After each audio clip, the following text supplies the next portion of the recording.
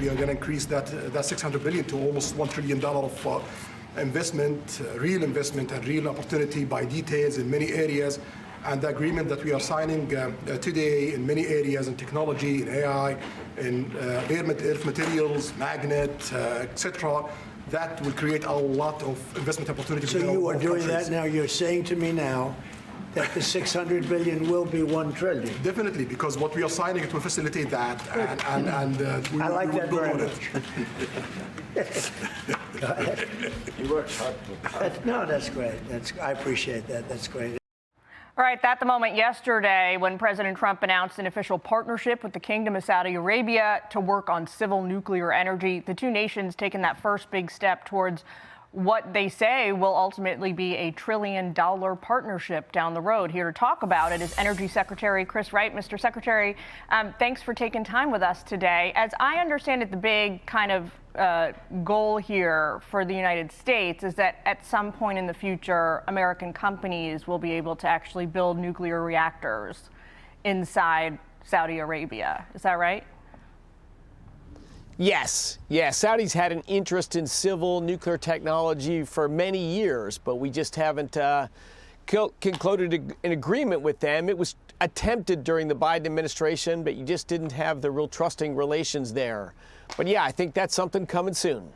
There are concerns about the Saudis have long wanted to, enrich uranium domestically.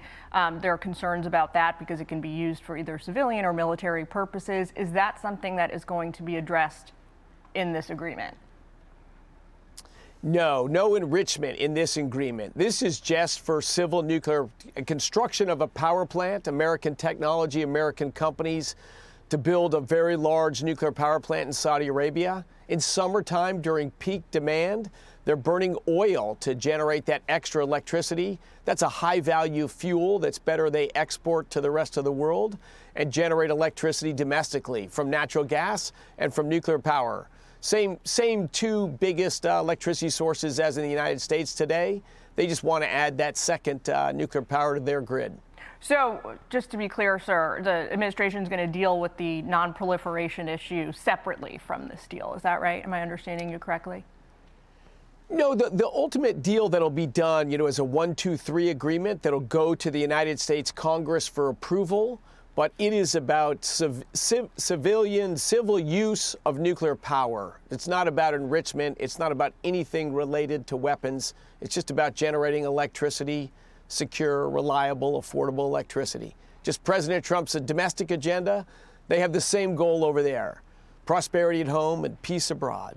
So on that point, domestic energy, we're learning now that the Trump administration is going to restart 3 Mile Island. You said yesterday, sir, that move will ultimately help bring down electricity prices. Great news for Americans. Do you have a sense of a timeline that you can tell us today? When might Americans hope to see lower utilities costs as a result?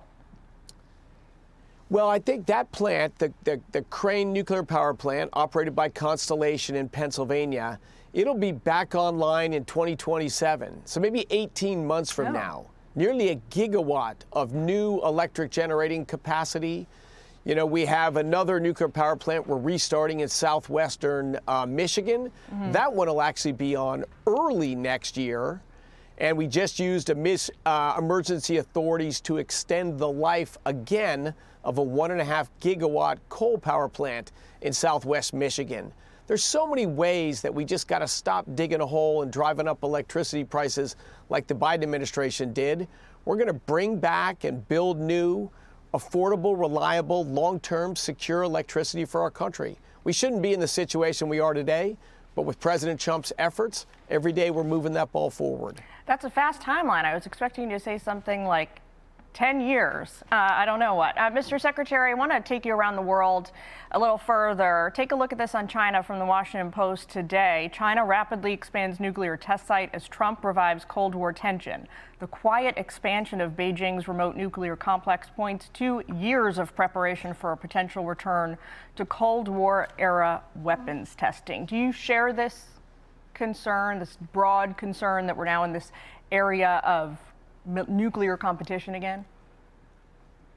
Well, we certainly watch carefully what China and Russia and other countries do.